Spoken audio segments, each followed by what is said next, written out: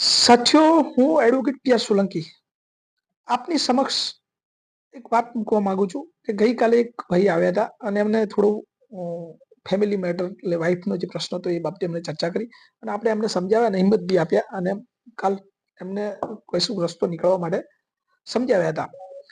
ત્યારબાદ એ આ વિડીયોના માધ્યમથી એવી મહિલાઓ જે છે જે પોતાના પતિ સાથે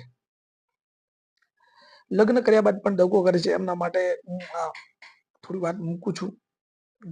જેમ કે તળાવ છે, તળાવનું પાણીનો ઉપયોગ તમામ લોકો કરે છે પણ પાણી પીતા નથી.